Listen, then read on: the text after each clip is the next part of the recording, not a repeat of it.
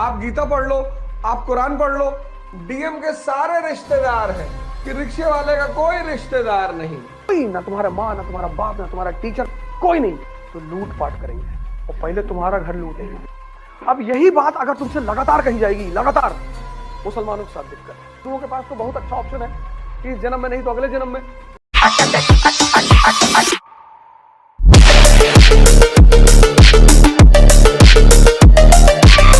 उसकी वजह यह है कि हिंदुस्तान में ह्यूमैनिटीज रेयरिटी ऑफ रेयर लोग स्कूल में लेते हैं, क्योंकि यहाँ ज्यादातर लोगों को नौकरी करनी है तुरंत। तुम बहुत रेयर केस में यहाँ इस देश में किसी को 11th-12th में आर्ट्स लेते हुए पाओगे। तुम में से है कोई 11th-12th में? हाँ, तो तुम फिर अजूबे हो कंट्री में। इज्जत ही नहीं है यार, इज्जत ही नहीं इस कंट्री में। अगर तुम कहते हो कि हमने 12th जो है आर्ट्स से किया है तो बड़ी बुरी नजर से देखेंगे लोग तुमको। तो आर्ट्स को क्यों पढ़ना है और कैसे पढ़ना है वो बहुसंख्यक लोग जानते ही नहीं, मेजॉरिटी। क्योंकि आपने पढ़ा पीसीएम, आपने पढ़ा पीसीबी, तो हिस्ट्री का क्या इंपॉर्टेंस है, क्यों पढ़ना चाहिए? तो जब आपको यह नहीं पता है कि इतिहास क्यों पढ़ना चाहिए, तब आप रटोगे, और जब आप रटोगे तो कनेक्टिविटी होगी ही नहीं। तो आप तैयारी करोगे 20 साल, 25 साल, 30 साल, 50 साल। हिंदुओं के पास तो बहुत अच्छा ऑप्शन है कि इस जन्म में नहीं तो अगले जन्म में। मुसलमानों के साथ दिक्कत है कि इसी जन्म में लेना है। हिंदुओं के साथ सुविधा है, ऐसा करो जीएस इस जन्म में कर लो, और नहीं हुआ तो ऑप्शनल अगले जन्म में कर लो। जैसे ही तुम्हारा बेसिक्स तैयार होगा, जो सबसे पहली चीज तुम्हारे अंदर डेवलप होगी वो होगी कॉन्फिडेंस। अब बेसिक तैयार हो गया, इकोनॉमी तैयार है, पॉलिटी तैयार है, सोसाइटी सब तैयार हो गया तुम्हारा। यूपी की गरीबी की मुख्य वजह बताओ। तुम पंजाब में औरतों की स्थिति देखो कितनी स्ट्रांग है।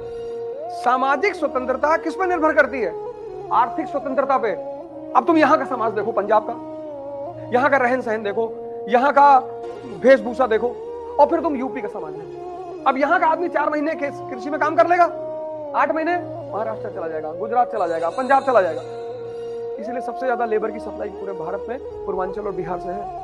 जीवन में जब भी लड़ोगे कहीं भी, तो इसी के सहारे लड़ोगे, वो भी अपने, किसी दूसरे के मन और दिमाग के सहारे कभी नहीं लड़ पाओ। तो अब जब कोई चीज, अब सुनना, ये तीसरी बात बहुत इंपॉर्टेंट है। अब जब कोई चीज सुनिश्चित नहीं है और तुमने एक बड़ा गोल बना लिया, आईएएस यार बहुत छोटा गोल है, लेकिन तब पर भी मैं लिख देता हूं यहां पे, तुमने आईएएस का गोल बना लिया और तुम्हारे पापा क्लर्क हैं बिजली विभाग में, पावर डिपार्टमेंट में तुम्हारे पापा क्लर्क हैं, और तुम रहते हो बिजली विभाग की जो कॉलोनी है वहां रहते। अब तुम्हारी चुनौती ये है कि ये सारे लोग और समाज में अवस्था से सोच जुड़ी होती है। जैसे तुम रिक्शा वाले से कहो कि तुम्हारे बेटे को आईएएस बनाएंगे, अरे कहेगा भैया काय बर्बाद कर रहे हैं हमारे लड़के को। मानेगा ही नहीं, मानेगा ही नहीं, क्योंकि उसके दिमाग में ये बात बैठा दी गई है कि अरे, और सौभाग्य से तुम पढ़ने में अच्छे हो, तुम्हारा रिकॉर्ड पढ़ने का अच्छा है, तुम्हारा 10th में 99% है, 12th में 99% है, फर्स्ट अटेम्प्ट में आईआईटी कानपुर में तुमने एडमिशन ले लिया है। तो अब ये 799 क्या करेगा? ये तुमको इनडायरेक्टली, इसको कहते हैं इनडायरेक्ट वॉर। अब यही बात अगर तुमसे लगातार कही जाएगी, लगातार, तो हो सकता है तुम्हारे दिमाग में बैठ जाए। क्योंकि सफलता से जो असफलता का नंबर होता है वो बहुत बड़ा होता है। हर साल 10 लाख लड़के एग्जाम देते हैं, 1000 लड़के आईएएस बनते हैं। महत्वाकांक्षा में जो सबसे बड़ी चीज तुम्हें मदद करेगी वह है तुम्हारा व्यक्तित्व। ना कोचिंग करेगी, ना टीचर करेगा, कोई नहीं करेगा, तुम्हारी पर्सनालिटी। क्योंकि ये 799 तुम्हारे पीछे पड़े रहेंगे हर जगह। तुम ट्रेन में चलोगे, वहां भी तुम्हें 2 लोग मिल जाएंगे, ये ऐसा करो यार, ठीक है आईएएस की तैयारी कर रहे हो करो, लेकिन यार एमबीए भी करो। तुम्हें दुनिया में एक ही लॉबी से बचना है, इस आम जनता वाली लॉबी से, और अगर तुम इससे बच गए, और तुम्हें ही बचना है, इसका काम है डिमोरलाइज करना। ये 99% जो जनता है उसका काम है डिमोरलाइज करना, उसका पेशा है। ऐसा नहीं तुम्हें कर रही है, सबको करती है, और अगर तुम्हें उसे हैंडल करना आता है, और उसको तुम किताब से हैंडल नहीं कर सकते, व्यक्तित्व से। बहुत लोग तुमसे कहेंगे कि नहीं बनोगे आईएएस, नहीं बनेंगे, अच्छा तो लूट पाट करेंगे, और पहले तुम्हारा घर लूटेंगे और तुमको मारेंगे। अरे यार बदतमीजी वाली बातें करते हो, बदतमीजी वाली।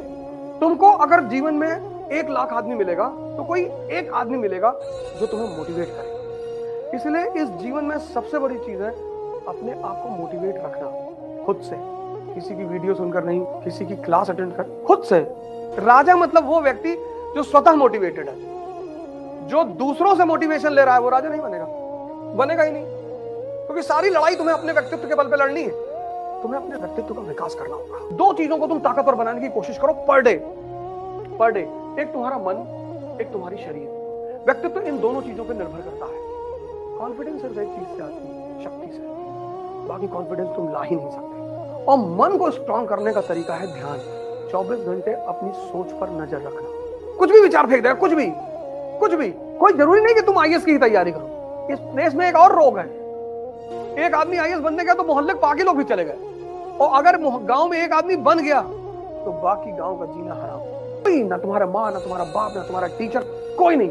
और व्यक्तित्व दो चीजों को मिलकर बनता है। तुम अपनी चॉइस से, अब इन दोनों को शक्तिशाली कैसे बनाना है ये तुम डिसाइड करोगे।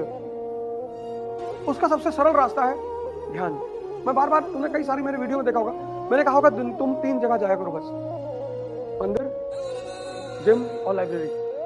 एक शब्द है समझना, ये वर्ड अंडरस्टैंडिंग। इस वर्ड को जिसने अपनी जीवन का मूल मंत्र बना लिया कि रिक्शे वाले का कोई रिश्तेदार नहीं, और मेंबर ऑफ पार्लियामेंट के सारे रिश्तेदार हैं, डीएम के सारे रिश्तेदार हैं, अगर वो इस स्थिति में है तो दुखी नहीं होगा। आज 95% लोग दुखी हैं। मुझे कोई प्रेम नहीं कर रहा है, मुझे कोई पूछ नहीं रहा है, मुझे कोई सम्मान नहीं कर रहा है। यहाँ कोई किसी को सम्मान नहीं करता। यहाँ सिर्फ और सिर्फ शक्ति की पूजा होती है बस। किसी को विकास करने की क्रिया का नाम है ध्यान। तुम उनको फोन करना चाहते हो जो तुमसे ज्यादा ताकतवर है, तुम उनका कॉल नहीं उठाते जो तुमसे कम ताकतवर है। तुम अपनी ही जिंदगी में देख लो, अपने ही जीवन से देख लो, अपने ही जीवन से। तुम्हारे ड्राइवर का, तुम्हारे नौकर का, तुम्हारे जूनियर का होली का मैसेज आ रहा है, सर हैप्पी होली, हो सकता है तुम जवाब न दो। और तुम जिसको मैसेज कर रहे हो, मेंबर ऑफ पार्लियामेंट को, मेंबर ऑफ लेजिस्लेटिव असेंबली को, डीएम को, कलेक्टर को, एसपी को, हो सकता है वो तुम्हें जवाब न दे। जितने काम के रहोगे उतने पूछे जाओगे। सिंपल। समय का दुरुपयोग नहीं करना चाहिए। जो समय का दुरुपयोग करेगा वो मारा जाएगा। समय का मतलब सिर्फ पढ़ना थोड़ी होता है कि बैठ के पढ़ रहे हैं। ये तो हिंदुस्तान में है समय का मतलब पढ़ना। समय का मतलब सिर्फ पढ़ना थोड़ी होता है। समय का मतलब आप एक्सरसाइज कर लो, आप योगा कर लो, आप नॉवेल पढ़ लो। वो वर्दी वाला गुंडा नहीं, वेद प्रकाश शर्मा की ट्रेन टू पाकिस्तान पढ़ लो, आप गीता पढ़ लो, आप कुरान पढ़ लो। कि ये जो मेरा मन है पावर बैंक, जो मुझे हर चीज में सहायता करता है, ये कहां लग रहा है। अब आप आईएएस बनना चाहते हैं। अभी किसी मित्र ने पूछा कि आईएएस बनना जरूरी है, आप आईपीएस बन जाइए। आईएएस बनना कोई जरूरी नहीं है। जीवन की में जरूरी है सार्थकता। ये 4 शब्द अगर आपने अपनी डायरी में लिख लिए और चारों को अपने जीवन का केंद्र बिंदु बना लिया, तो भैया हम आपको गारंटी दे रहे हैं, गारंटी 5 लाख% कि आपको कोई हरा नहीं पाए, आपको कोई परेशान नहीं कर पाए, कर ही नहीं पाएगा। आप हो ही नहीं सकते। ये जो अंधी रेस है सेल्फी खींचने की, फोटो खींचने की, उसका मुख्य वजह क्या है? पहली वजह इंस्टाग्राम पे लाइक्स बढ़ जाएंगे, और दूसरे की रोशनी से चमकने का मतलब चंद्रमा, सैटेलाइट। ये पागलपन है। ये जो आज एक पागलपन है सेल्फी लेने का। कोई भी आदमी मिल जाए सेल्फी, इंस्टाग्राम, फेसबुक, लाइक, और दूसरा आदमी फोन करेगा।